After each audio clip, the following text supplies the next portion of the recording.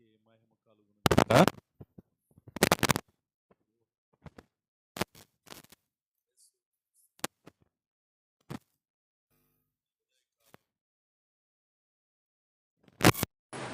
మీ అందరికి మొట్టమొదటిగా ప్రత్యేక వందన. అందరు బాగున్నారా? సరిగట్టిగా దేవునికి స్తోత్రం చెప్తాం. హల్లెలూయా. గడిచిన వారం దినాలు ప్రభు తన ఉచితమైన కృపలో మనందరినీ కూడా కాచి దాచి కాపాడి భద్రపరిచి మరొకసారి ప్రభు యొక్క పాద సన్నిధిలో మనందరం కలిసి చేరి ప్రభును స్తుతించడానికి ప్రభు ఇచ్చిన సమయాన్ని బట్టి స్తుతి ఘనత మహిమ ప్రభావములు. హల్లెలూయా. మరింతవరకు పాటల ద్వారా ప్రభుని ఘనపరిచారు. అలాగే ప్రభు సందులో ఆరాధన చేశాం. దేవుని యొక్క వాక్యాన్ని మనం చదివాం. ఈ చదవబడిన వాక్య భాగం 109వ కీర్తన భాగంలోంచి కొంచెంసేపు దేవుని యొక్క వాక్యాన్ని మనం ధ్యానం చేద్దాం. దేవుడు మానవుని నుండి కోరుకుంటున్నది ఏంటి అని అంటే కృతజ్ఞతాస్తుతిని దేవుడు కోరుతూ ఉన్నాడు. ఎందుకు కృతజ్ఞతాస్తుతులు మనం చెల్లించాలంటే దేవుడు చేసిన ప్రతి మేలును బట్టి, దేవుడు మన ఎడల చూపిన ప్రతి కార్యాన్ని బట్టి, మన ఎడల జరిగిస్తున్న ఆశ్చర్య కార్యాలను బట్టి తప్పకుండా దేవునికే మనం స్తుతి చెల్లించాలట. తెస్సలోనికి రాసిన మొదటి పత్రిక 5వ అధ్యాయము 16వ వచనంలో ఈ విధంగా వాక్యం రాయబడుతుంది. ప్రతి విషయమునందును కృతజ్ఞతాస్తుతులు చెల్లించండి, ఇలాగు చేయుట యేసు క్రీస్తునందు మీ విషయంలో దేవుని చిత్తము అని. ఇక్కడున్న మనందరి విషయంలో ఒక దేవుని చిత్తాన్ని ఇక్కడ తెలియజేస్తున్నాడు. ఏంటి దేవుని చిత్తం అంటే ప్రతి విషయాన్ని బట్టి కూడా దేవునికి ఏం చెల్లించాలట? కృతజ్ఞతాస్తుతులు చెల్లించాలి. ప్రభువా, ఈరోజు నాకు చక్కని ఆరోగ్యం ఇచ్చావు, నీకు స్తోత్రం. మరొక ఉదయకాలం ఇచ్చావు, నీకు స్తోత్రం. ఇదిగో నేను పనికి వెళ్తున్నాను, పనిలో నాకు తోడుగా ఉన్నావు, నీకు స్తోత్రం. ఇలా ప్రతి విషయాన్ని బట్టి కూడా దేవునికి ఏం చెల్లించాలని కోరుకుంటున్నాడు? స్తుతి చెల్లించాలని దేవుడు కోరుకుంటున్నాడు. అలా స్తుతి చేయటం అంట దేవుని చిత్తం అంట. ఎవరి చిత్తం? మన విషయంలో ప్రతి విషయమునందునో కృతజ్ఞతాస్తుతులు చెల్లించుడి, ఇలాగు చేయుట. ఇలాగు చేయుట అంటే స్తుతులు చెల్లించుట, ఇలాగు చేయుట యేసు క్రీస్తునందు మీ విషయంలో దేవుని చిత్తము అని రాయబడుతుంది. అంటే దేవుని చిత్తం ఏంటంటే కృతజ్ఞతాస్తుతులు చెల్లించటం దేవుని చిత్తం. అంటే కృతజ్ఞత మనం చెల్లించటం, ఆ దేవుని చిత్తాన్ని మనం ఏం చేస్తున్నామంటే నెరవేర్చుచున్న వారం అవుతున్నాం. ఒకవేళ స్తుతి చెల్లించలేని వారం అయితే దేవుని చిత్తాన్ని మనం ఏం చేస్తున్నామంటే నిర్లక్ష్యము చేయుచున్న వారుగా మనం అనుకుంటున్నాం. ఈ చదవనటువంటి కీర్తన భాగంలో చూస్తే కీర్తనకారుడు ఒక మాటతో ఈ కీర్తన ప్రారంభించాడు. నా స్తుతికి కారణభూతుడగు దేవా, మౌనంగా ఉండకము. నా స్తుతికి కారణభూతుడు. నేను స్తుతించడానికి కారణం ఎవరో తెలుసా? దేవుడు. ఎందుకు దేవుని నేను స్తుతిస్తున్నానో తెలుసా?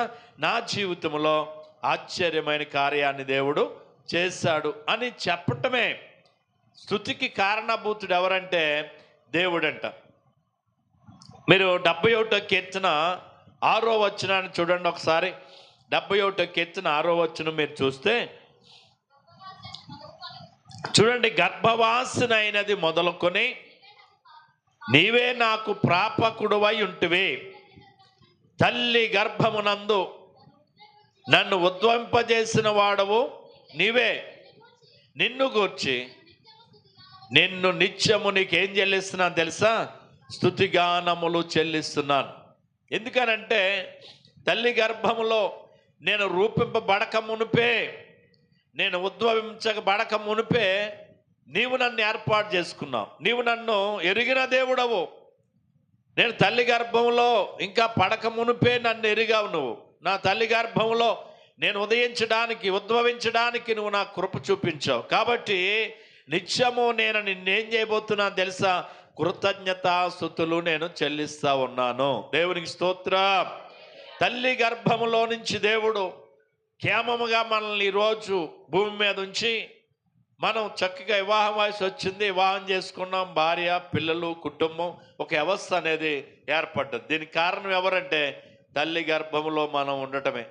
తల్లి గర్భంలో మనం పుట్టుండకపోతే, తల్లి గర్భంలో మనం జన్మించుండకపోతే ఈరోజు మనకి ఇక్కడ గుర్తింపు లేదు, మనం అడ్రస్ లేదు.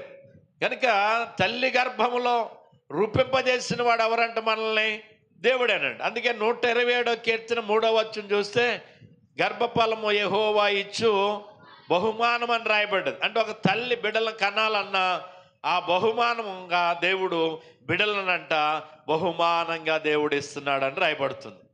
కాబట్టి ఈ భక్తుడు చెప్పేది ఏంటంటే, నా తల్లి గర్భములో నేను రూపింపబడక మునుపే నువ్వు నన్ను ఎరుగవయ్యా, కాబట్టి నేను నిత్యము నేనేం చేస్తున్నాను తెలుసా, నీకు కృతజ్ఞతాస్తుతులు నేను చెల్లిస్తున్నాను. దేవునికి స్తోత్రం చెప్దాం. అంటే నేను స్తుతించడానికి నీవే ఏమై ఉన్నావో తెలుసా, కారణభూతుడవు. నేను నిన్ను స్తుతించగలుగుతున్నానంటే దానికి కారణం ఎవరో తెలుసా, నీవే కారణం. నా తల్లి గర్భములో నేను రూపింపబడక మునిపే నీవు నన్ను ఏర్పాటు చేసుకున్నావు అని భక్తుడు తెలియజేస్తూ ఉన్నాడు. ద్వితోపదేశకాండం 10వ అధ్యాయం 21వ వచనం మీరు చూస్తే, ద్వితోపదేశకాండం 10వ అధ్యాయం 21వ వచనం చూస్తే,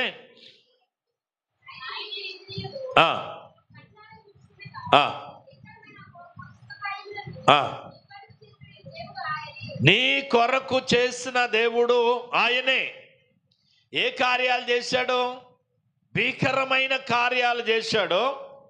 కాబట్టి ఆయనే అట్టి కార్యాలు నీ జీవితంలో చేశాడు గనుక, కిందకి చదవరా, చూడండి, నీ పితరులు 75 మంది ఐగుప్తునకు వెళ్ళిరి, నీ దేవుడైన యెహోవా ఆకాశ నక్షత్రముల వలె వారిని విస్తరింపజేసి ఉన్నాడు. చూడండి ఎంత భీకరమైన కార్యాలు దేవుడు చేశాడో అని అంటే, ఐగుప్తు దేశానికి ఇశ్రాయేలీలు మొట్టమొదటిగా వెళ్ళిన వాళ్ళు ఎంతమంది అనంటే 75 మంది వెళ్ళారు. 75 మంది కూడా యోసేపును ప్రేమించిన రాజు ఫరో రాజ్యాన్ని ఏలుతున్నాడు కనుక అతని మాటను పుచ్చుకుని, మీ తల్లిదండ్రులు మీ అన్నదమ్ములు అక్కడ ఉండటం, నువ్వు ఎక్కడ ఉండటం ఎందుకు, వాళ్ళు తీసుకుని వచ్చే ఒక మంచి ప్రదేశంలో వాళ్ళు ఉంటారు అని ఆ రాజు ప్రేమతో యోసేపుకు చెప్తే, వీళ్ళందరినీ యోసేపు ఏం చేసాడు తెలుసా, ఐగుప్తుకు తీసుకువెళ్ళాడు. ఐగుప్తుకు తీసుకెళ్ళేటప్పటికి అక్కడికి వెళ్ళిన వాళ్ళు ఎంతమంది అనంటే 75 మంది. ఎంతమంది వెళ్ళారు? 75 మంది వెళ్ళారు. కానీ అక్కడికి వెళ్ళిన తర్వాత ఇశ్రాయేలు అంటే దేవుడు ఆకాశ నక్షత్రముల వలె విస్తరింపజేశాడు. దేవునికి స్తోత్రం చెప్దాం. ఆకాశ నక్షత్రాలన్నీ లెక్కించగలిగిన వాళ్ళు ఉన్నారు ఇక్కడ ఎవరైనా? ఇసుక రేణువులు లెక్కించగలమా? ఇసుకను అట్టుకొచ్చి గుప్పుడు ఇసుకేస్తే దాన్ని లెక్కించగలమా? ఆలోచన చేయండి. అంటే ఇశ్రాయేలు ప్రజలను దేవుడు ఎవడును లెక్కింపజాలనంత ప్రజలుగా దేవుడు ఏం చేశాడు తెలుసా, వాళ్ళని ఆశీర్వదించాడు. ఒక మాట, వాళ్ళు ఐగుప్తు నుంచి కానాను దేశం వల్ల తిరిగి వాళ్ళు ప్రయాణం చేసి వస్తున్నప్పుడు వాళ్ళలోనంట యుద్ధ శూరులు 6 లక్షల మంది ఉన్నారని రాయబడ్డది. దేవునికి స్తోత్రం. యుద్ధ శూరులంట, కత్తి పుచ్చుకుని యుద్ధం చేయగలిగిన వారు ఎన్ని లక్షల మంది ఉన్నారు? అండ్ ముసలోళ్ళు ఎంతమంది ఉంటారు? వృద్ధురాళ్ళు ఎంతమంది ఉంటారు? వృద్ధులు ఎంతమంది ఉంటారు? చిన్న చిన్న పిల్లలు ఎంతమంది ఉన్నారు? అంటే ఇశ్రాయేల్ సంతానం లెక్కించగలరు ఎవడైనా? ఐగుప్తు దేశం నుంచి కానాను దేశం బయలుదేరేటప్పుడు యుద్ధ శూరులు 6 లక్షల మంది అయితే మొత్తం ప్రజలు 70 లక్షల కాల్బాలమని రాయబడ్డది. అంటే ఇంతమంది ప్రజలను విస్తరించబడ్డానికి ఎవరు కృప చూపిన వాడంటే దేవుడే. కాబట్టి దేవుడంట స్తుతికి కారణభూతుడు. ఇశ్రాయేలు ప్రజలను విస్తరింపజేసినందుకు ఇశ్రాయేల్ అందరూ ప్రభుని స్తుతించడం మొదలు పెట్టారట. అంటే ఇక్కడ అదే చెప్తున్నాడు, నా దేవా, నా స్తుతికి కారణభూతుడగు దేవా, మౌనంగా ఉండకుము, మౌనంగా ఉండకుము. స్తుతికి ఆయనే కారణభూతుడు. కాబట్టి తప్పకుండా దేవునికి మనం ఏం చెల్లించాలట? కృతజ్ఞతాస్తుతులు చెల్లించాలి. ఇర్మియా గ్రంథం 17వ అధ్యాయం 14వ వచనం మీరు చూస్తే, ఇర్మియా గ్రంథం 17వ అధ్యాయం 14వ వచనం, యెహోవా నీవు నన్ను స్వస్థపరచు, నేను స్వస్థత నొందుదును, నన్ను రక్షించు, నేను నిన్ను స్తోత్రించుటకు నీవే కారణభూతుడు. రోగిగా ఉన్నటువంటి వ్యక్తి రోగము నుంచి స్వస్థత పొందిన వెంటనే, దేవుడా నాకు మీరు ఇచ్చిన ఆరోగ్యాన్ని బట్టి మీకు స్తోత్రాలు అంటాడు.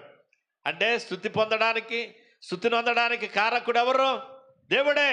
కాబట్టి నువ్వు నన్ను స్వస్థపరిస్తే నేను స్వస్థత పొందుతాను, నువ్వు నన్ను రక్షిస్తే నేను రక్షణ పొందుతాను. నా స్తుతికి కారణభూతుడు ఎవరు అంటే నీవే అని భక్తులు చెప్తున్నారు. నిజంగా మనం స్తుతించడానికి కారణభూతుడు ఎవరంటే దేవుడే. ఆయనే లేకుండా ఉంటే మనం ఏమీ లేవు. ఒక క్షణం మనల్ని విడిచిపెడితే ఏమవుతామో మనకే తెలియదు. కాబట్టి దేవుడు తన కృప చేత మనల్ని ఏం చేస్తున్నాడు తెలుసా? కాపాడుతున్నాడు. ఇక్కడున్న ప్రతి ఒక్కరు, వాక్యం వింటున్న ప్రతి ఒక్కరు, దేవుని మాటలు వింటున్న, బయట నుండి వింటున్న వారు కూడా, ప్రతి ఒక్కరూ తప్పకుండా ప్రతిరోజు దేవునికి ఏం చెల్లించాలి తెలుసా? కృతజ్ఞతాస్తుతులు చెల్లించాలి. రాత్రి పండుకున్న పొద్దుట లేవగానే లేచిన చోటే మోకరించి, ప్రభువా భయంకరమైన మరణ పడక నుంచి నన్ను సజీవురాలుగా నువ్వు లేపావు, నీకు స్తోత్రం. మరొక దినమిచ్చావు, నీకు స్తోత్రం. ఇదిగో దినము చేయ పనుల్లో నాకు నీ కృపాఖ్యామాలు తోడుగా ఉంచు ప్రభా, నీ కృపతో నన్ను ఆవరింప చేయి తండ్రి అని ఏం చేసుకోవాలి తెలుసా? ప్రతిరోజు ప్రభుని స్తుతించాలి. సాయంకాలం పగలంతా పనికి వెళ్ళాను, క్షేమంగా నా పనిలో తోడున్నావు, గృహానికి తీసుకొచ్చి రాత్రి మరణ పడక మీద పండుకోబోతున్నాను ప్రభా, నన్ను నీవే కాపాడండి, నీ చిత్తమైతే మరొక దినము నాకు ఇవ్వండి ప్రభా అని ఏం చేయాలి తెలుసా? ప్రభుని మనం స్తుతించాలి. అంటే అనుక్షణము అనుదినము స్తుతికి కారణభూతుడు ఎవరో తెలుసా? దేవుడే. ఆ దేవుడే స్తుతికి కారణభూతుడు గనుక ప్రతిరోజు మనం ప్రభుని స్తుతించాలట. దేవునికి స్తోత్రం చెప్దాం. హల్లెలూయా, హల్లెలూయా. స్తుతించాల. అందరూ కూడా దేవునికి ఏం చెల్లించాలా? కృతజ్ఞతాస్తుతులు దేవునికి చెల్లించాల. అంటే స్తుతి చెల్లించడానికి కారణభూతుడు ఎవరో తెలుసా? దేవుడేనంట. ఒకవేళ స్తుతించలేకపోతుంటే నువ్వు మొదలుపెట్టు, స్తుతి నీకు విజయాన్ని ఇస్తుంది, స్తుతి నీకు జయాన్ని ఇస్తుంది, స్తుతి నీకు ఆరోగ్యం ఇస్తుంది, స్తుతి నీకు నెమ్మదిస్తుంది, స్తుతి నీ జీవితంలో, నీ కుటుంబంలో అశాంతిని తొలగిస్తుంది. ప్రతిరోజు మన ఇంట్లో ఏముండాలి తెలుసా? స్తుతియాగము అర్పించువాడు యెహోవాను మహిమపరుచుచున్నాడట. అంటే నువ్వు స్తుతి చెల్లిస్తుంటే ఎవరికి మహిమ తెలుసా? దేవునికి మహిమ అంట. కాబట్టి ప్రతిరోజు మన ఇంట్లో ఏముండాలా? స్తుతియాగం ఉండాలి. ఇశ్రాయేలు ప్రజలు యెరికో పట్టణం గోడలు కోల్చడానికి దేవుడు వాళ్ళని ఏం చేయమన్నాడు? ప్రతిరోజు వెళ్ళి గుణమట్టుకు వెళ్ళి గోడను పడమన్నాడా? ఏం చేయమన్నాడు? ప్రతిరోజు దేవుడు చెప్పింది ఏంటి తెలుసా? రోజుకు ఒక మారు వెళ్ళి నన్ను స్తుతించరండి అన్నాడు. అలాగా 6 రోజులు దేవుని స్తుతించి వచ్చారు. 7వ రోజున దేవుడు ఏమన్నాడు? ఈరోజు ఒక్కరోజు 7 మార్లు నన్ను స్తుతించండి అన్నాడు. ఆ రోజు 7వ రోజు ఏకంగా 7 మార్లు ఆ గోడల చుట్టూ ప్రభుని స్తుతిస్తూ తిరిగారు. 7వ మారు జరిగింది ఏంటి తెలుసా? గోడలు ఆటికి అవే పగిలిపోయి కూలిపోయాయి. గట్టిగా దేవునికి స్తోత్రం చెప్దాం. అంటే స్తుతి ఒక బాంబు వల్లే, లేక ఒక గుణపం వల్లే, రాడ్లు వల్లే గోడలను ఏం చేసింది తెలుసా? కూలగొట్టింది. అంటే స్తుతిలో ఏముంది అమ్మా? స్తుతిలో ఏముంది? శక్తి ఉంది, స్తుతిలో ప్రభావం ఉంది. నిజమే కదా? ఆశ్చర్య కార్యాలు దేవుడు చేశాడు. ఇశ్రాయేల్ అందరూ ఆ యెరికో గోడలు దాటి యెరికో పట్టణంలో ప్రవేశించడానికి యెరికో గోడలు, అడ్డుగోడలన్నిటినీ దేవుడు స్తుతి ద్వారా తొలగించాడు. నీకు ఏ అడ్డుగోడ ఉందో నీ ఇంట్లో, ఏది నిన్ను ఇబ్బంది పెడుతుందో, నీకు ఏది అక్కరగా ఉందో, ఏది కొదువుగా ఉందో, అవన్నీ నీ నుంచి దూరం అయిపోవాలంటే తప్పకుండా నీ ఇంటిలో ఏముండాలి తెలుసా? స్తుతి ఉండాలా. స్తుతి ఉంటే ఆ స్తుతి ద్వారా నువ్వేం పొందగలవో తెలుసా? విజయాన్ని చూడగలుగుతావు. ఒకవేళ నువ్వు స్తుతించలేని దానివైతే విజయం నీకు దూరం అయిపోతుంది. అపజయమే నిన్ను వెంటాడుతూ ఉంటుంది, శోధనే నీకు వెంటాడుతూ ఉంటుంది. ఎక్కడికి వెళ్ళిన అపజయమే నీకు కలుగుతుంది. స్తుతించడం ప్రారంభించు, స్తుతించడం ప్రారంభించు. ఎప్పుడు స్తుతిస్తాం? మేలు జరిగినప్పుడే చాలామంది స్తుతించట్లేదు. అలాంటప్పుడు ముందు స్తుతించగలమా? కానీ అస్సలు ముందు స్తుతించడం ప్రారంభిస్తే విజయాన్ని చూడగలుగుతామంట. ఏం కార్యం అవ్వలేదు, ఒక కార్యం చేయాలనుకుంటున్నాం. ప్రభా ఇదిగో గృహం కట్టుకోవాలనుకుంటున్నాం, నాకు నువ్వు గృహం ఇవ్వబోతున్నావు, నీకు స్తోత్రం అనాలట. వెంటనే వాళ్ళకి ఆ గృహం పని అన్ని దేవుడు సమకూరుస్తాడట. స్తుతి ఎప్పుడు ప్రారంభించాలా? జరిగిపోయిన తర్వాత కాదు, జరగక ముందే నువ్వు స్తుతించడం ప్రారంభిస్తే ఆశ్చర్యమైన కార్యాలు నువ్వు చూడగలుగుతావంట. గట్టిగా దేవునికి స్తోత్రం చెప్దాం. కాబట్టి తప్పకుండా ఏం చేయాలంటే స్తుతించాలి. రెండో విషయానికి వచ్చేటప్పటికి మన చుట్టూ ఉన్నటువంటి ప్రజలు ఎలాంటి వారో ఇక్కడ చెప్తున్నాడు. తన చుట్టూ ఎలాంటి వారు ఉన్నారు, తనకున్న ఇబ్బంది ఏంటంటే తాను ఎవరిని ప్రేమించాడో, తను ఎవరి పట్ల ప్రేమ చూపాడో, తను ఎవరిని చేరదీసి భోజనం పెట్టాడో, ఎవరిని చేరదీసి ఆశ్రయం ఇచ్చాడో వాళ్ళందరూ అంటే ఏమవుతున్నారు తెలుసా? ఆయనకి శత్రువులుగా మారిపోయారట. వాళ్ళు ఏం చేస్తున్నారట? వాళ్ళ గురించి చెప్తూ ఆయన ఏం చేస్తున్నాడో అట్టి వారి గురించి ఒక మాట చెప్తున్నాడు. చూడండి, నన్ను సెరపవలనని భక్తిహీనులు తమ నోరు కపటము గల తమ నోరు తెరచి ఉన్నారు. ఎవరిలో? భక్తిహీనులు అంటే దేవుణ్ణి ఎరిగిన వారు కాదు, భక్తి చేసేవారు కాదు. భక్తి లేని వాళ్ళందరూ నన్ను చెరపాలని, ఎవరిని? ఈ చెప్తున్నటువంటి మాటలు చెప్తున్నటువంటి వ్యక్తిని చెరపాలని తమ నోరు అంట. ఏ నోరు? కపటము గల తమ నోరు తెరచి కపటమైన మాటలు పలుకుతున్నారట. 52వ కీర్తన 4వ వచనం చూడండి. 52వ కీర్తన 4వ వచనం త్వరగా. కపటమైన నాలుక గలవాడా, అధిక నాశనకరమైన మాటలే నీకు ఇష్టం. ఏ నాలుక? ఏ నాలుక అంటే కపట నాలుక, కపటము కలిగిన నాలుక గలవాడా, అధిక నాశనకరమైన మాటలే నీకు ఇష్టం. ఈ కపటం కలిగినటువంటి వాడు ఎవరి క్షేమాన్ని కోరడు, ఎవడు మేలు కోరడు, అందరిని ఏం కోరుతూ ఉంటాడు తెలుసా? నాశనాన్నే కోరుతూ ఉంటాడు. కపటము గల నాలుక కలిగిన వాడు. కాబట్టి వీళ్ళు ఏం చేస్తున్నారంట? నన్ను సెరపాలని భక్తిహీనులు తమ నోరు, కపటము గల తన నోరు ఏమై ఉన్నారు తెలుసా? తెరిచి ఉన్నారు. వారు నా మీద అబద్ధములు చెప్పుకొనుచున్నారు. ఏం చెప్తున్నారట? అబద్ధములు. చాలా మంది ఏమాడతారు? ఎక్కువ అబద్ధాలు ఆడుతూ ఉంటారు. చూసింది వేరు, విన్నది వేరు, జరిగింది వేరు. ఏం చెప్తా ఉంటారంటే లేని వార్తలు కల్పిస్తూ ఉంటారు. 120వ కీర్తన 2వ వచనం చూడండి. 120వ కీర్తన 2వ వచనం.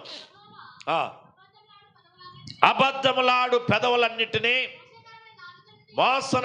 మోసకరమైన నాలుక నుండి. ఎక్కడి నుంచి? అబద్ధములాడు వారు నాలుకలు, ప్రజలు మోసకరమైన మాటలు పలుకు వారి నుండి ప్రభువా నన్ను విడిపించు. ఎలాంటి వాళ్ళు ఉన్నారు? అన్నీ అబద్ధమే, మోసకరమైన మాటలు మాట్లాడేటువంటి వాళ్ళు సమాజంలో ఎక్కువ ఇప్పుడు జరుగుతున్నది అంత అదే. ఎక్కడ చూసినా ఆఖరికి ఎవరితో ఫోన్లో మాట్లాడదామన్నా భయమేస్తుంది. ఫోన్ కూడా రికార్డ్ చేసి నీ గురించి ఇదిగా ఇలా పలానా అతను ఇలా మాట్లాడాడు వినిపించే పరిస్థితులు ఉన్నాయి. చాలా భయం వేస్తుంది. భయం, ఎవరితో ఏం మాట్లాడినా భయమే. ఇక్కడ విన్నది వేరు, చెప్పేది వేరుగా ఉంటున్నారు చాలామంది. పరిస్థితులు అలాగ ఉన్నాయి, సమాజం అలాగుంది. అదే చెప్తుంది బైబిల్ చెప్పింది ముందే. కాబట్టి అబద్ధకరమైన మాటలు, నాశనకరమైన మాటలు పలికే వాళ్ళుగానే ఉండిపోతున్నారట.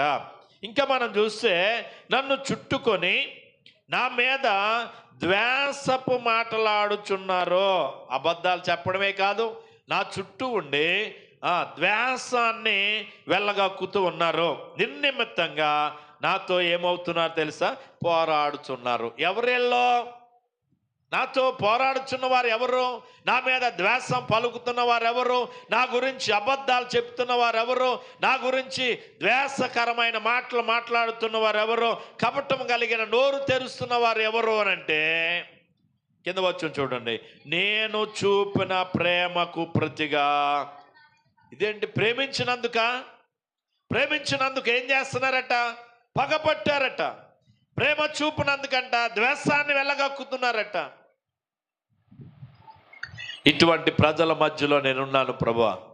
నేను ఎవరిని ప్రేమించానో వాళ్ళే నా మీద ఏమైపోరు తెలుసా? పగపట్టి ఉన్నారు. వాళ్ళు నా మీద కీడు తలపెట్టారంటాడు. కిందకు వచ్చేటాడు అంటాడు, అయితే నేను మానక ప్రార్థన చేయుచున్నాను. నేను చేసిన మేలుకు ప్రతిగా కీడు చేయుచున్నారు. నేను చూపిన ప్రేమకు ప్రతిగా నా మీద ద్వేషముంచుచున్నారు. ఎంత విచారకరం అండి. ఎవరైతే ఆయన ద్వారా ప్రేరేపించబడ్డారో, ప్రేమించబడ్డారో, దీవించబడ్డారో, ఆశీర్వదించబడ్డారో, మేలు పొందారో వాళ్ళేనంట ఆయనకి ఏం తలపెట్టారట? కీడు తలపెట్టారట. ఇదే పరిస్థితి మనకు ఎదురైతే ఆ కీడు తలపెట్టినోడి కోసం ప్రార్థన చేస్తామా? ప్రభువాన్ని మార్చు తండ్రి అని అడుగుతామా? కానీ ఈయన ఏం చేస్తున్నాడంట? వాళ్ళ కొరకు మానక ప్రార్థన చేస్తున్నాడంట. ఇంకా ఎలాంటి ఆ కీడంటే 41వ కీర్తన చూడండి, 9వ వచనం చదవండి. నేను నమ్ముకొనిన నా హితుడు మెంగొద్దు నా ఇంట భోజనము చేసిన నా హితుడు నన్ను తనడానికి తానా మడిమి నెత్తెను. ఎవరండి? నా ఇంటికాడ భోజనం చేసినోడే భోజనం తినేసి తన్నడానికి ఏమెత్తాడు? మడిమిని ఎత్తాడట. మంచోడు అంటారా? భోజనం చేసిన తర్వాత ఆ భోజనం పెట్టినోడు తండాకి వెళ్ళాడంటే మంచోడు అంటారా? భోజనం చేసిన నా హితుడు తనడానికి తన మడిమినెత్తాడని బాధపడుతున్నాడు ఆయన. పోనీ ఎవడో శత్రువు కాదు. శత్రువు అయిన పోనీ నేను సహిందును. వాడు ఎవడో తెలుసు? నా హితుడు, నాకు కావలసినాడు, నా బంధువు, నా స్నేహితుడే. తనడానికి ఏమెత్తాడు తెలుసా? మడిమినెత్తాడు అని బాధపడుతూ ఉన్నాడు. నిజమే కదా?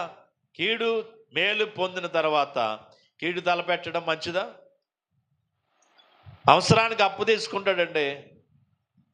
ఆడింటికి వచ్చి అడిగాడు అనుకోండి, ఆడేమనుకుంటాడు? వీడు చీటోడు చచ్చిపోతే బాగుంది అనుకుని తిట్టుకునే వాళ్ళు లేరా? చాలామందిని చూపిస్తాను నేను అలాంటి వాళ్ళు మా ఇంటికాడ. చీటోళ్ళు ఏమైపోలా? అడగకుండా ఉంటాడని. ఇది పద్ధతి అంటారా? తిన్న తర్వాత తన్నేయటం, తిన్నా గిన్నెని తన్నడం, అది విశ్వాసం అంటారా? ఆలోచన చేయండి. ప్రస్తుత ప్రజలు ఎలాంటి వాళ్ళంటే ఎవడింటికాడు తినేస్తాడో ఆడింటి వాసాల్లో ఎక్కేటేస్తున్నారు. ఓ రోజునంట ఒక కుర్రోడు వాళ్ళ ఇంటికి తీసుకెళ్ళి, ఇది మా కిచెను, ఇది ఎసరెట్టుకునే కుండ, ఇది పలానా గ్యాస్, ఇది అన్నీ చూపించాడట. కొద్ది రోజులు అయిన తర్వాత ఆ కుర్రోడు వాళ్ళ ఇంటికి ఎసరెట్టాడట. ఏమెట్టాడంట? ఆ తర్వాత అంటున్నాడంట, ఆడు మా ఇంటికి అన్నీ చూపించినాకుండాడు, మా ఇంటికి ఏమెట్టాడు? ఎసరెట్టాడంట. అంటే ఎసరెట్టడం ఏంటా అనుకున్నామని నేను చాలాసార్లు. అంటే గ్యాస్ పొయ్యి అన్నీ చూపించిన తర్వాత మరి ఎసరెట్టబోతే ఏమెడతాడా? అంటే ఆలోచన చేయండి. ఏ ఇంట్లో అయితే ఎవరినైతే సేరదీస్తున్నాం అదే వ్యక్తి ఆ ఇంటికే కీడు తలపెట్టే వాళ్ళని మనం చూస్తున్నాం. ఎసరెట్టడం అంటే ఏ ఇంటికి అయితే ఎవరిని సేరదీస్తున్నామో ఆ ఇంటికే వచ్చినోడు తిన్నగుండక ఆ పిల్లల్ని ప్రేమించటము, పిల్లోని ప్రేమించటము, లేకపోతే ఇంట్లో ఏదో శోధన కలిగించడం చేసేవాళ్ళు ఎంతమంది లేరు? ఎందువల్ల అలా జరిగింది? అప్పుడు అన్నాడంటే ఈడు, మరి నువ్వు ఎందుకు చూపించావు? ఇది గ్యాస్ కుండ, ఇదేమో కిచెను, ఇది అన్నీ ఎందుకు చూపించావు? మరి నువ్వే చూపించావు కాబట్టి ఆడు నీ ఇంటికి ఏం పెట్టాడు? ఎసరెట్టాడు అన్నాడట. అంతే కదా? నా ఇంటికి ఎసరెట్టాడంటే కారణం ఏంటి తెలుసా? మనం ప్రేమించిన అతిగా ప్రేమించి కొంతమంది ద్వారా నష్టపోతున్న వాళ్ళు మనం చూస్తున్నాం.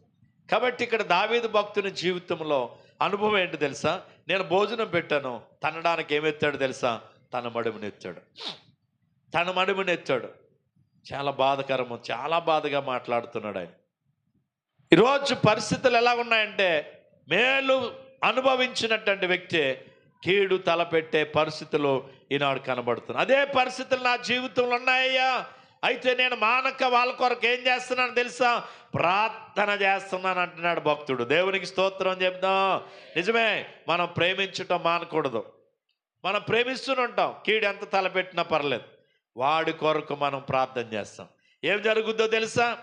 దేవుడంట ఆ వ్యక్తి కొరకు మనం అలాగే ప్రభా మార్చు తండ్రి, ఎందుకు ఆ సేదు అనుభవం అతనిలో వచ్చిందో తెలియదని మనం ప్రేమ కలిగి ప్రార్థన చేస్తే ఆ వ్యక్తి మన కీడు తలపెడుతూనే ఉన్నాడు అనుకోండి. దేవుడు ఏమన్నాడు తెలుసా? ఆడు నెత్తి మీద నుప్పులు కుంపడి ఎడతానన్నాడు. ఏ కుంపడి?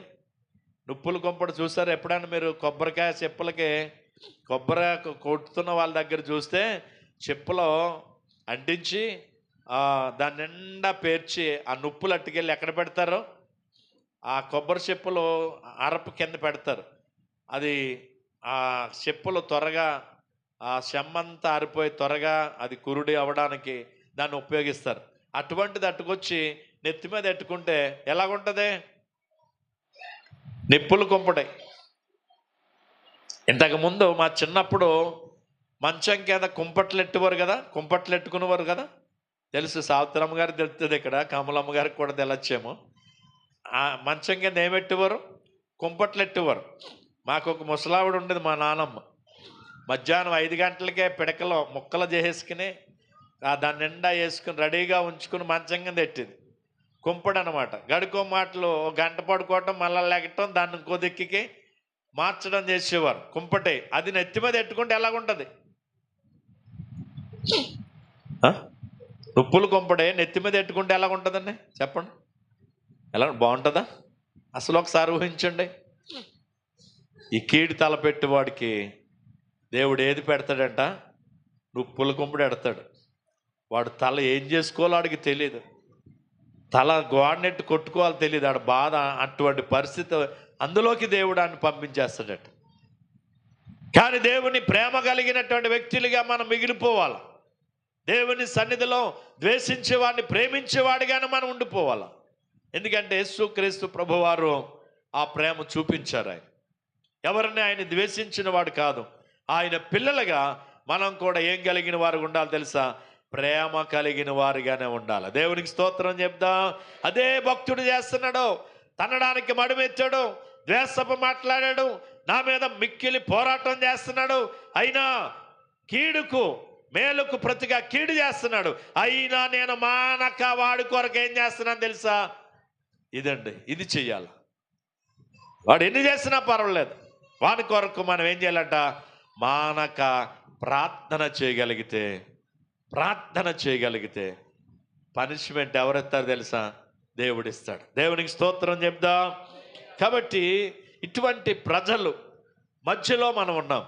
ఇటువంటి ప్రజల మధ్యలో ఉన్నాం. ఎలాంటి వాళ్ళు తెలుసా? ఈరోజు మన పరిస్థితులు ఎలాగున్నాయంటే, ఒక వ్యక్తి ఒక పేటలో ఏమీ లేకుండా దరిద్ర స్థితికి వెళ్ళిపోయాడు అనుకోండి, అందరి నోట్లో ఆడే ఉంటాడు. అందరూ ఆడి గురించే చెప్పుకుంటారు. మొత్తం ఏమీ లేదు, అంత బస్ స్టాండ్ అయిపోయింది, తింటాక లేదు, పప్పు మిల్లాగానే అంతమారు అందరూ చెప్పుకుంటారు. కానీ ఆ ఊర్లో అందరికంటే బాగున్నాడు అనుకోండి, అందరూ ఆడి గురించే చెప్పుకుంటారు. మరి ఎలాగుండాలా? దరిద్రంగా ఉన్నా ఆడి గురించి చెప్పుకుంటారు. అందరికంటే బాగా ఉండి ఉన్నతమైన స్థాయికి వెళ్ళినా ఎక్కడొచ్చేస్తుంది ఇడికి, ఇలాగైపోడు అలాగైపోడు, అందరూ ఆ నోట్లోనే ఉంటారు. మరి నేను కొన్నిసార్లు ఆలోచించినప్పుడు ఇంకెలా ఉండాలి మనుషుడు? లేకుండా ఉన్నా కూడా అని తిడతారు. ఎదవా ఆడు అలా తాగలేసుకున్నాడు, ఇలా తాగలేసాడు, పనికి మేలు ఎదవా అని అందరూ అని తిడతారు. పోనీ బాగున్నాడంటే ఎక్కడొచ్చేస్తుందో వీడికి, బండి మార్చేస్తున్నాడు, అయ్య బాబు ఇంటి మీద ఇల్లు కట్టేస్తున్నాడు, అంత మాట ఆర్డర్లే తెచ్చుకుని తినేస్తున్నాడు, అసలు ఇంట్లో వండుకోవట్లేదు వాళ్ళు, అయ్య బాబు ఏంటిది అని ఆడి గురించే చెప్పుకుంటారు. ఒకసారి ఆలోచన చేస్తే ప్రజలు ఎటువంటి వాళ్ళు తెలుసా? బాగున్న వారెవరు, బాగోలేకపోయినా వారు. ఇటువంటి ప్రజల మధ్యలో ఉన్నాం మనం. అందుకని ఎలా ఉండాలంటే తెలుసా? జాగరకులై ఉండాల, చాలా తెలివిగా ఉండాల, దేవుని సన్నిధిలో దేవునికి మహిమ తెచ్చేవారుగా ఉండాలి. మనం అటువంటి వాళ్ళు మన మధ్యలో ఉన్నారు కనుక వాళ్ళందరూ ప్రభా మార్చుతండి, వాళ్ళ బ్రతుకులు మార్చునాయన, వాళ్ళకు ప్రేమను పుట్టించుతండి అని ప్రతిరోజు వాళ్ళ కొరకు మనం ఏం చేయాలంట? ప్రార్థన చేయాలట. దేవునికి స్తోత్రం చెప్దాం. దేవుని సన్నిధానములు అలా ప్రార్థన చేయవారుగా ఉంటే దేవుని కృపలో మనం వర్ధిల్లుతాం. నిజంగా ఈరోజు మనం ఆలోచన చేస్తే ఇలా జరిగింది నా బ్రతుకులో అని తన అనుభవాలు మనకు తెలియజేస్తూ ఉన్నాడు. అంతెందుకంటే ఇక్కడే గంటిపెదపూడిలో బొరుసు కొండయ్య గారు అని ఉంటారు, కాపులైన్, పెద్ద పేరు కలిగిన వ్యక్తి.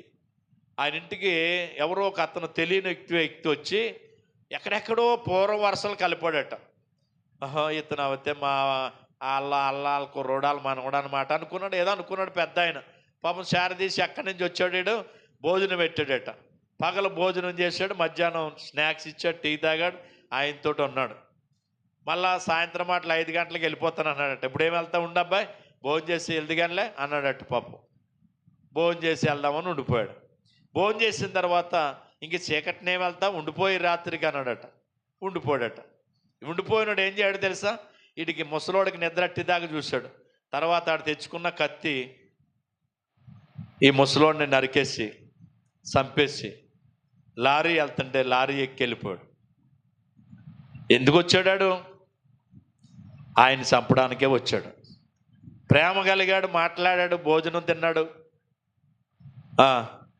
సాయంత్రం నిద్రపోయినప్పుడు ఏం చేయడు తెలుసా, పాపం కొడుకులు అందరూ ఇంట్లో పడుకున్నారు, ముసలోడు బయట పడుకున్నాడు. ఈ ముసలోని చంపేసి వెళ్ళిపోయాడు. తెల్లారటప్పుడు చచ్చిపోయినాడు, ఆవిడ చంపాడో తెలీదు. వచ్చినోడు ఏడంటే ఆడెళ్ళిపోయాడు, ఎక్కడికి వెళ్ళాడో తెలియదు, ఎవడ పొందవో తెలీదు. చూసారా, ఎక్కడో కాదు, బైబిల్లో జరిగింది. ఎలాగున్నా ఇక్కడే జరిగింది. మీకు కావాలితే ఆ బొరుసుకొండయ్య గారి గంటిపొడి పెదపొడి సెంటర్లో రోడ్డు మీద ఉంటుంది, రోడ్డు పక్కన ఉంటుంది బొమ్మ, విగ్రహం ఉంటుంది. ఏంటి ఈయన ఎలా చచ్చిపోయాడని అడగని చెప్తారు మీకు. ఎవడు చంపేశాడో తెలుసా? ఎవడో తెలియదు. వాడు ఎందుకు వచ్చాడో తెలియదు, ఎక్కడి నుంచి వచ్చాడో తెలియదు, ఎవడు పురమాయించాడో తెలియదు. చాలా ఈజీగా చంపేసి వెళ్ళిపోయాడు. ఇటువంటి ప్రజల మధ్యలో మనం ఉన్నాం. అయితే మనం ఏం చేయాలి తెలుసా? ప్రేమ కలిగి ఉండటానికి ఏం పడాలట? ప్రయాసపడాలి. ఇంకా ఎలాంటి మనసు కలిగిన వాళ్ళట? కింద వచ్చిన 17 వచ్చును, నేను ముగిస్తాను. కొంతమందికి ఏంటి తెలుసా? శపించటం వానికి ప్రీతి. చూడండి, శపిస్తారు. అంత మాట శాపవచనాలు వస్తాయి. వాళ్ళకి అనుకున్న పిల్లలు కూడా తిడతారు. అంత మాట పిల్లల్ని శపిస్తూ ఉంటారు. కొంతమంది పిల్లల్ని కూడా శపిస్తారు. నోట్లో నుంచి కొంతమందికి ఏ వచనాలు వస్తాయి? శాపవచనాలే వస్తాయి. దయచేసి ఇక్కడున్న వారు ఎవరైనా మీ పిల్లలు, నాకు ఒక విషయం బాగా తెలుసు, కృష్ణమూర్తి గారికి తెలుసాలి, వీళ్ళు కృష్ణమూర్తి గారికి బాగాల్లో తెలుసాలి, కాపులు మా ఊరు. నీ తలబద్దల వందంటారు కొడుకుని. ఎవడ తల? వాళ్ళ కొడుకుని నీ తలబద్దలవ్వ, నీతో నేను పడలేకపోతున్నానని తిట్టిందంట వాళ్ళమ్మ. కానీ చేపటికి ఆ కుర్రోడు తలపోటు వస్తుందని చెప్పి తలకాయ పట్టుకుని చాలా విపరీతంగా బాధపడ్డాడు, చనిపోయాడు కూడా అంట. కృష్ణమూర్తి మన బొండాల దగ్గర అబ్బాయి. అంటే ఎంత శాపం చూసారు, ఎంత స్పీడ్గా వెళ్ళిందో. ఎప్పుడు పిల్లల్ని ఏం చేయకూడదు తెలుసా? ఎంత విసిగించినా శాపవచనాలు మన నోటంట రాకూడదు. చాలామంది నోటంట వింటాను, పిల్లల్ని శపిస్తారు, భర్తను శపిస్తారు, పక్కోళ్ళని తిడతారు. నోటు నిప్పితే వీళ్ళకి ఏమొస్తాయి తెలుసా? శాపవచనాలు వస్తాయి. ఇక్కడ ఏం రాయబడ్డది? శపించుట వానికి ప్రీతి. ఏంటంటే వాడికి ప్రీతి శపించటం ప్రీతి కనుక అది వాని మీదకే వచ్చి, ఎవరి మీదకి వస్తుంది అనుకున్నావు? ఎవడు శపిస్తాడో తిరిగి ఆ శాపం వాడి మీదకే వస్తుందట. అందుకని ఎట్టి పరిస్థితుల్లో ఏం చేయకూడదు తెలుసా? మనం శాపవచనాలు మన నోటంట ఎప్పుడు ఉపయోగించకూడదు. మన పిల్లల్ని కూడా శపించకూడదు. కోపంలో గమ్మున ఏదోటి అనేస్తూ ఉంటాం కానీ అనకూడదు. అవి తల్లి మాట అంట గడప దాటదంటారు. ఎవరి మాట? తల్లి మాట ఏమి దాటదు? గడప దాటదంటారు. కాబట్టి దయచేసి శపించటం అనేది ఎట్టి పరిస్థితుల్లో మనం చేయకూడదు. మన పిల్లలనైనా బయట పిల్లలనైనా ఏం చేయకూడదు తెలుసా? శపించకూడదు. బయట వాళ్ళని శపిస్తే ఆ శాపం మన పిల్లలకు వస్తుంది. ఇక్కడ అదే రాయబడ్డది, శపించుట వానికి ప్రీతి కనుక శాపము వాని మీదకే వచ్చి ఉన్నది. దీవెన యందు వానికి ఇష్టం లేదు కనుక అది వానికి దూరం అయిపోతుంది. ఏముండదు ఆ నోట్లో దీవెనకరమైన మాటలు ఉండవు కనుక దీవెనకు బదులు వాడు బ్రతుకంతా ఏమొస్తుందో తెలుసా? శాపమే, శాపమే, శాపమే. అందుకే నెట్టి పరిస్థితిలో మన నోటు నుండి శత్రువునైనా, మన నోటు నుండి మనకి విరోధినైనా ఏం చేయకూడదు తెలుసా? మనం శపించకూడదు. ఆ శాపములు ఎవరికి వచ్చేస్తా తెలుసా? మన మీదకే వస్తాయని వాక్యం చెప్తుంది. మరి ఏం చేయాలండి? ఒకటే, మనం దేవునికి ప్రార్థన చేయటమే. మన బిడ్డల కోసం, మన కుటుంబం కోసం, ఇరుగు పొరుగు వారి కోసం, గ్రామ రక్షణ కోసం, మన యొక్క పరిస్థితుల కోసం ఒకటే మనం చేయవలసిందే. ఏం చేయాలా? రండి 21వ వచనం చదువుదాం. యెహోవా ప్రభువా, నీ నామమును బట్టి నాకు సహాయము చేయము, నీ కృప ఉత్తమమైనది గనుక నన్ను విడిపింపుము. చూడండి, ఒకటే మనం చేయవలసిన పని, యెహోవా ప్రభువా నీ నామమును బట్టి నాకేం చేయి, సహాయం చేయి. నా చుట్టూన్న వాళ్ళందరూ సహాయం చేసేవారు లేరు, నన్ను శపించేవారుగా ఉన్నారు. నా ప్రేమను అలుసుగా తీసుకుని నాకు నష్టాన్ని కలిగించేవారుగా ఉన్నారు. దయచేసి నీవే నాకు సహాయం చేయి. ఎవరు సహాయాన్ని కోరుకున్నాడు? మనం ఎవరి వైపు చూడక్కర్లేదు, ఎవరిని అడగక్కర్లేదు. దేవుడే మనకు సహాయము చేయవాడై ఉన్నాడు. ఇక్కడ ఏం చేయమన్నాడు తెలుసా?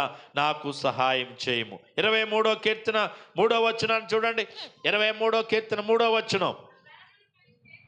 నా ప్రాణమునకు ఆయన సేద తీర్చుచున్నాడు, తన నామమును బట్టి నీతి మార్గములో నన్ను నడిపించుచున్నాడు. గాఢంధకారపు లోయలో నేను సంచరించున్నాను, ఏ అపాయమునకు భయపడను. ఎందుకు తెలుసా? నీవు నాకు తోడైందువు, నీ దుడ్డి కర్రయ్యవు, నీ దండము నన్ను ఆదరించును. దేవుడు తోడు, దేవుడు సహాయం మనకి. ఆయన మనల్ని అన్నాడు ఇడువడు, ఎడబాయిని దేవుడు. ఇర్మియా గ్రంథం 14:7 కూడా చూడండి. ఇర్మియా గ్రంథం 14:7.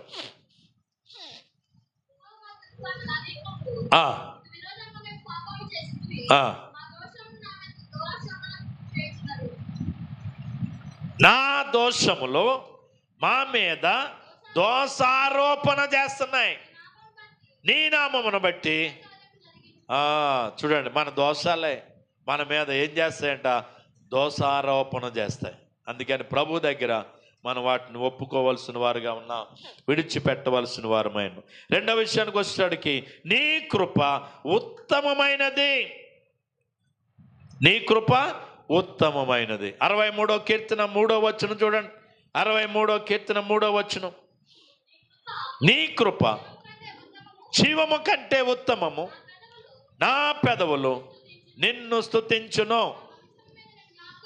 నా మంచం మీద నిన్ను జ్ఞాపకం చేసుకున్నప్పుడు, రాత్రి జాములు యందు నిన్ను జ్ఞానించినప్పుడు, క్రొవ్వు మెదడు దొరుకున్నట్లుగా నా ప్రాణము తృప్తి పొందుచు ఉన్నది. దేవునికి స్తోత్రం. నీ కృప ఉత్తమమైనది. ఆయన కృప ఉత్తమమైనది. ఆ కృప ద్వారానే బ్రతుకుతున్నాం, ఆ కృప ద్వారానే నడిపించబడుతున్నాం. ఆ కృపే లేకపోతే ఏమవుతామో మనకే తెలియదు. 69వ కీర్తన 16వ వచనం. యెహోవా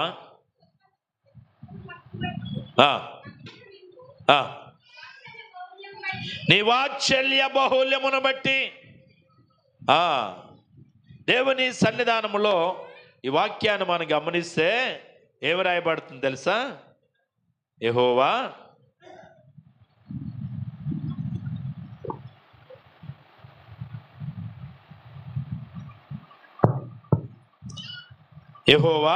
నీ కృప ఉత్తమత్వమును బట్టి నాకు ఉత్తరమిమ్ము, నీ వాత్సల్య బహుళ్యతను బట్టి నా తట్టు తిరుగుము, నీ సేవకునికి విముఖుడువై ఉండకము.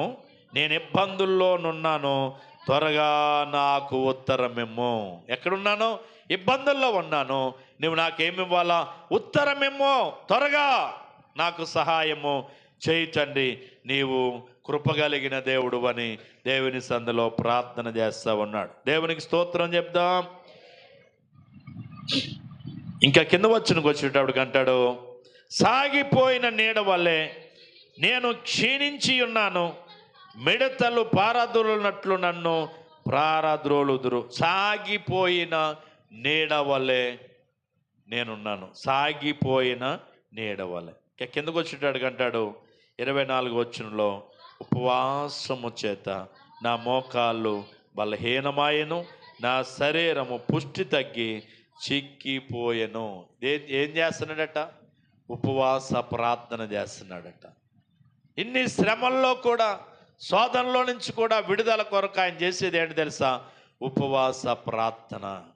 ఆ ఉపవాస ప్రార్థన ద్వారా మోకాళ్ళు బలహీనమయ్యాయంట, శరీరము ఏం తగ్గిపోయింది తెలుసా? పుష్టి తగ్గిపోయిందంట. 35వ కీర్తన 2వ వచనం చూడండి. 35వ కీర్తన 2వ వచనం.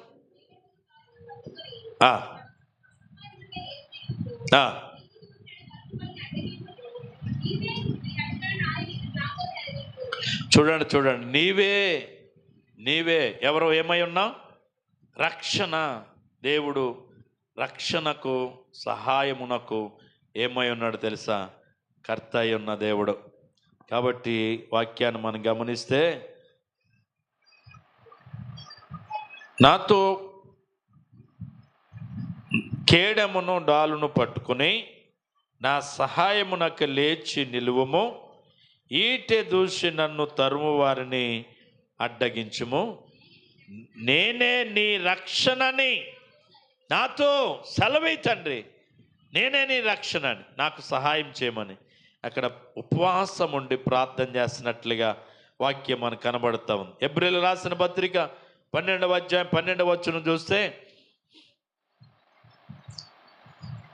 హెబ్రీయులకు రాసిన పత్రిక 12వ అధ్యాయం 12వ వచనం.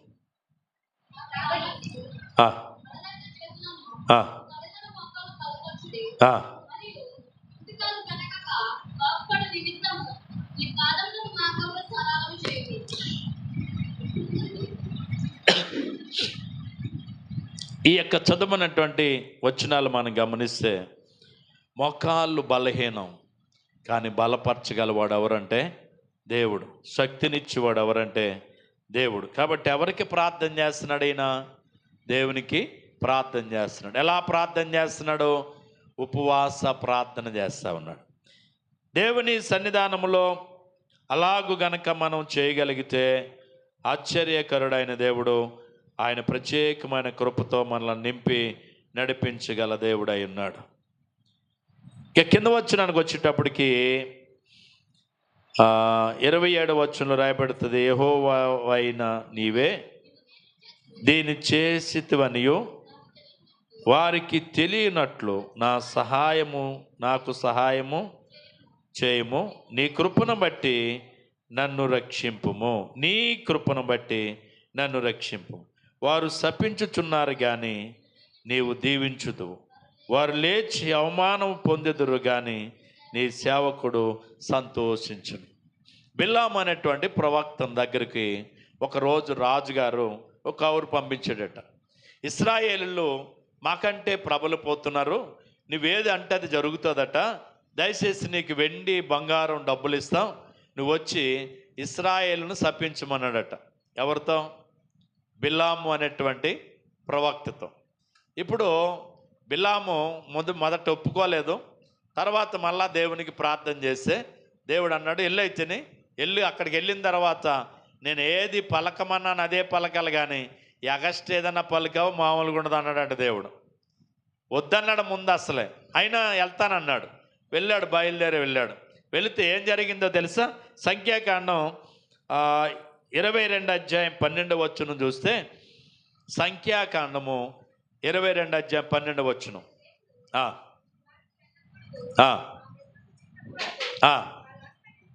వారు ఆశీర్వదించబడిన వారు అని బిలాముతో చెప్పాడు.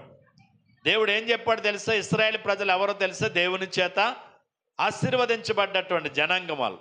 వాళ్ళని దయచేసి నువ్వు వెళ్ళి వాళ్ళకి విరోధంగా శపించకూడదు, నువ్వు దయచేసి వెళ్ళొద్దు అన్నాడంట దేవుడు. కాదు వెళ్ళాలని పట్టుపట్టు అడిగాడు. రాజు డబ్బులు ఇస్తానన్నాడు, వెండి ఇస్తానన్నాడు, బంగారం ఇస్తానన్నాడు. వీటికి ఆశపడి దేవుని దగ్గర మళ్ళీ అడిగితే వెళ్ళు అన్నాడు. వెళ్ళిన తర్వాత ఏం చేయాలా? నేను చెప్పినట్టుగా దీవించాలి తప్ప, నేను ఏది చెప్పానో అది చెయ్యాలి తప్ప ఏది మాట్లాడకూడదు అన్నాడు. వెళ్ళిన తర్వాత ఇదిగో ఆ రాజుగారు తీసుకెళ్ళి చూపించాడు, ఇదిగో వీళ్ళందరూ వీళ్ళని శపించాడట. వెళ్ళి అక్కడికి వెళ్తే అక్కడ వాళ్ళందరినీ దీవించాడు ఆయన. వాళ్ళు ఇంకా ఎక్కువ ప్రబలిపోయారట.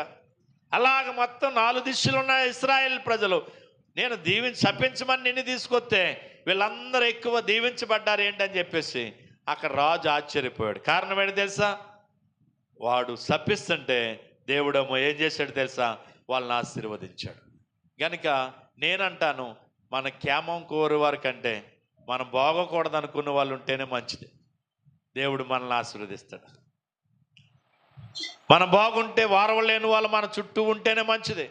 ఎందుకో తెలుసు? ఇంకా ఎక్కువ దేవుడు మనల్ని వాళ్ళ కళ్ళ ఎదుట ఆశీర్వాదకరంగా ఉంచుతాడు. అదే జరిగింది బిలాము జీవితంలో. బిలాము శపించాలని వెళ్ళాడు, కానీ ఇశ్రాయేలు ప్రజలను దేవుడు ఏం చేశాడు తెలుసా? ఆశీర్వదించాడు. ఈరోజు నిన్ను నన్ను కూడా దేవుడు ఏమై ఉన్నవాడు తెలుసా? ఆశీర్వదించువాడై ఉన్నాడు. నిన్ను, నీ బిడ్డలను, నీ కుటుంబాన్ని దేవుడు కృపతో నింపేవాడై ఉన్నాడు. ఆయన క్షేమాభివృద్ధిని అనుగ్రహించేవాడై ఉన్నాడు. నిన్ను, నీ బిడ్డలను హెచ్చించేవాడై ఉన్నాడు. ఆయన ఎవరిని శపించే దేవుడు మాత్రము కానే కాదు. దేవునికి స్తోత్రం చెప్దాం. హల్లెలూయా.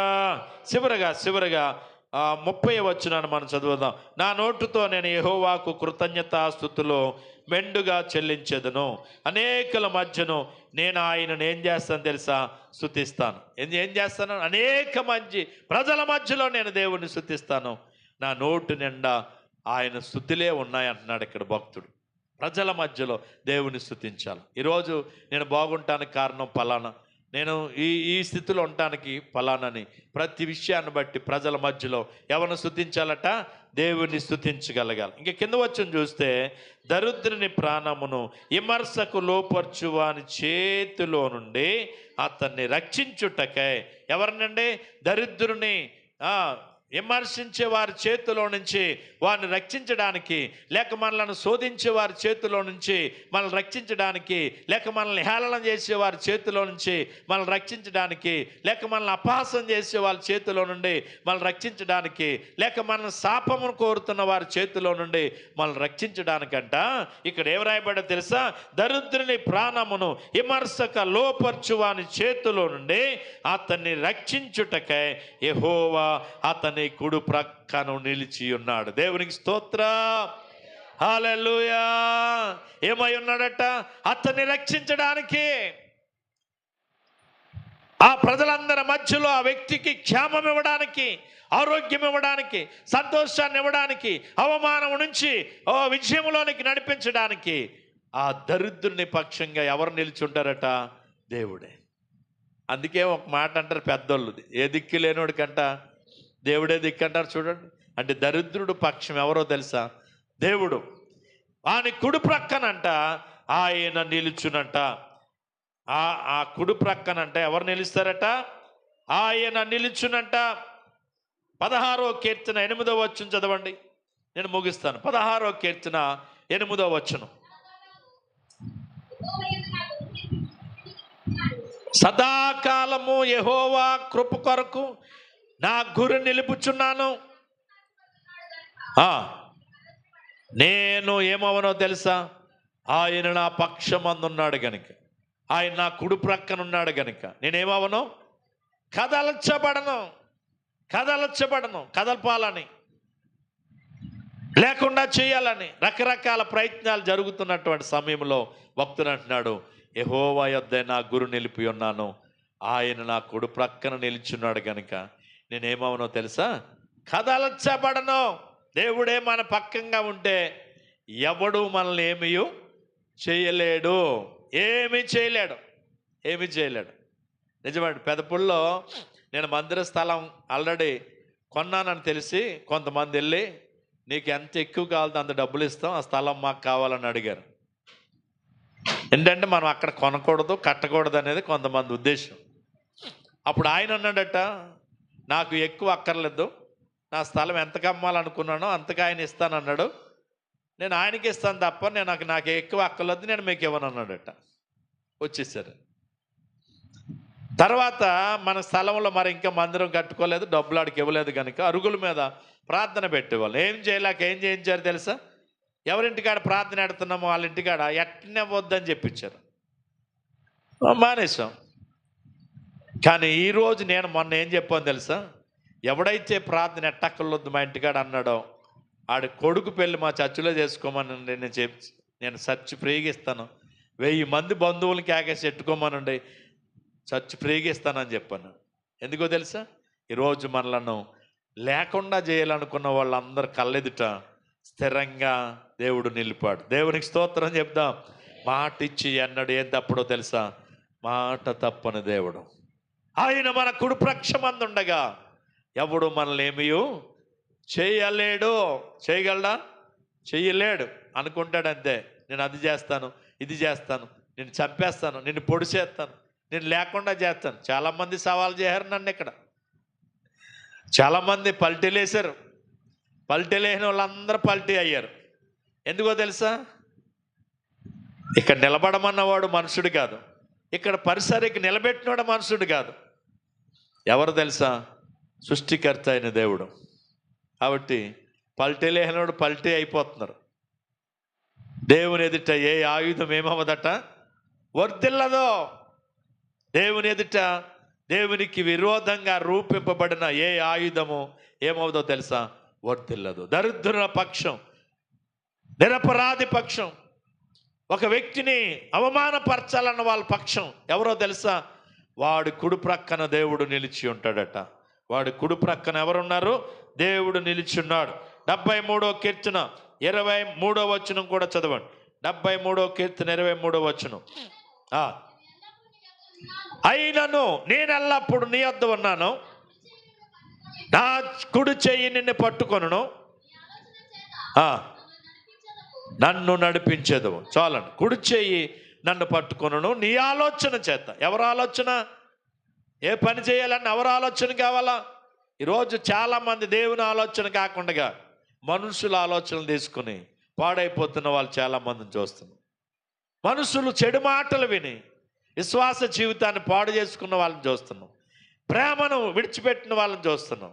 అసలు ఎట్టి పరిస్థితుల్లో అది మంచిది కాదు. మోసపోవద్దు. మనుషుడు మనకు మంచి ఆలోచన ఇవ్వడం, దేవుడే మనకు సరైన ఆలోచన ఇచ్చేవాడు. నీ ఆలోచన చేత మనం నడిపించబడాలి. ఎవరి ఆలోచన? దేవుని ఆలోచన చేత నడిపించబడితే వాడు ధన్యుడు అవుతాడు. వాడు వెళ్ళే ప్రతి అడుగు, ఏమంటాడు? నేను వేసే ప్రతి అడుగు ఎక్కడ ఆడుతుందో తెలుసా? నేతిలో నా అడుగు ఆడుతుంది అంటాడు. నా అడుగు అలా బూర్లు బొట్టలో పడ్డది అన్నాడు.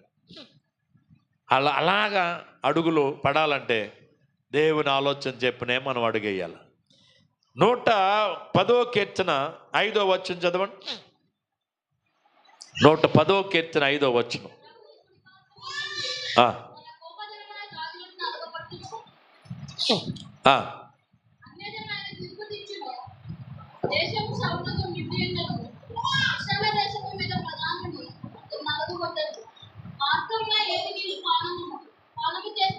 చాలమ్మ చాలు. ప్రభువు నీ కుడిపార్శ్వమందుండి తన కోప దినమున రాజులను ఏం చేసినో తెలుసా? నలగగొట్టును. అన్యజనులకు ఆయన తీర్పు తీర్చును. దేశము శవములతో నిండి ఉండును. ప్రభువు నీ కుడిపార్శ్వమందుండి రాజులను సైతం ఏం చేస్తాడట? నలగగొడతాడు. ఎవరి పక్షంగా ఉంటాడో? ప్రజల పక్షం ఎవరో తెలిస్తే దేవుడు. ఒకవేళ రాజు సరైన ప్రజలకు సరైన రీతిలో న్యాయం చేయని వాడుగా ఉంటే, పాలన చేయవాడుగా ఉంటే దేవుడు ఊరుకునేవాడు కాదండి. రాజులను సైతం నలగగొట్టగలవాడట. రాజు సరైన పద్ధతిలో లేడనుకోండి, వాడిని వెంటనే తీసేయమన్నాడు అంతే దేవుడు. సౌలు దేవుని చిత్తానికి అనుగుణంగా కాకుండా తన ఆలోచన ప్రకారంగా ఏం చేశాడు తెలుసా? యుద్ధానికి వెళ్ళడానికి, అమాలేకుల మీద యుద్ధానికి వెళ్ళే ముందు ఆ దేశంలో గొర్రెలు, ఎద్దులు, ఆవులు అన్నీ తెచ్చి అంతాపురంలో ఉంచమన్నాడట. దేవుడు అన్నాడు, శపించబడ్డది ఆ ప్రాంతం, నువ్వు వెళ్ళినప్పుడు, యుద్ధానికి వెళ్ళినప్పుడు అందులో ఏది ముట్టుకోకుండా అన్నీ నాశనం చేయండి అని దేవుడు చెప్తే గొర్రెలు, ఎద్దులు తెచ్చుకుని ఎక్కడెట్టాడు? అంతాపురంలో దాచాడు. వెంటనే సమూయేలుతో దేవుడు మాట్లాడుతూ, ఇదిగో సౌలు దగ్గరికి వెళ్ళి విషయం చెప్పు, పొట్టేల కూర అర్పించడం కంటే సమీపించి ఆలకించి మాట వినటం శ్రేష్టం అని చెప్పు.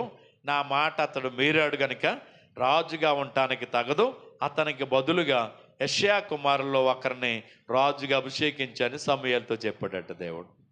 ఏం చేసిన వల్ల మాట? దేవుడేమో శపించినది ముట్టుకొద్దంటే ఎద్దులను, ఆవులను తెచ్చి అంతాపురంలో బలమైన వాటిని తెమ్మన్నాడట. తినడానికి బాగా తినటం అలవాటు అయిపోయి కక్కలో ఏం తెమ్మన్నాడు? బలిష్టమైన ఎద్దులను, గొర్రెలను, ఆవులను తెచ్చి అంతాపురంలో ఉంచమన్నాడు. సమూయేలుతో దేవుడు అన్నాడట, వెళ్ళు సౌలుతో మాట్లాడు. సౌలు, ఏంటి నువ్వు చేసిన పని? నేనేం చేశాను అంటున్నాడు. ఆ అరుపులు, ఆ రంకెలు ఎక్కడి అంటే దేవునికి బలిద్దామని బలిష్టమైన వాటన్నిటిని పట్టుకొచ్చాను అన్నాడట. ఎవరికి కావాలి నీ బలి?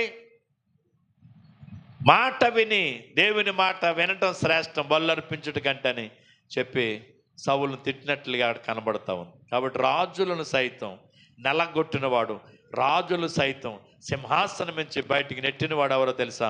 దేవుడు. దరిద్రుల పక్షము దేవుడు. నేను ఆ పక్షం ఎవరో తెలుసా? దేవుడై ఉన్నాడు. కాబట్టి రోజు నువ్వే విషయంలోనూ వాళ్ళు నా పక్షంగా లేరు, వాళ్ళందరూ నాకు విరోధమైన గుంపులో ఉన్నారు, అయ్యో నాతో కలిసి రావట్లేదు అని నువ్వు చింతపడొద్దు. ఎట్టి పరిస్థితిలో మనుషులు కాదు మనకు తోడు, మనుషుల సహాయం కాదు మనకి కావలసింది. ఎవరి సహాయం? దేవుని సహాయం. దేవుడు మన తోడు, దేవుడు మన పక్షం. కాబట్టి దేవుని కృపలో మనం ఏమవ్వాలి తెలుసా? నడిపించబడదాం, వర్ధిల్లుదాం, కృతజ్ఞతాస్తుతులు చెల్లిస్తూ మన చుట్టూ ఉన్నటువంటి వాళ్ళు ఎంత మనల్ని శోధించినా వారి కొరకు ప్రార్థన చేస్తూ, ఉపవాస ప్రార్థన చేస్తూ నిత్యము కృతజ్ఞులమై దేవుని సందులో ముందుకు సాగిపోదాం. అట్టి కృప దేవుడు నీకు నాకు మనందరికి అనుగ్రహించి ఆయన కృపతో నింపునుగాక. ప్రార్థన చేద్దాం. ప్రేమ కలిగిన తండ్రి, కృప కలిగిన మా ప్రభువా, మీకు వందనాలు. ఉదయకాలపు వేళ ఇంతవరకు పాటల్లో, ప్రార్థనలో, ఆరాధనలో మీరున్నారు.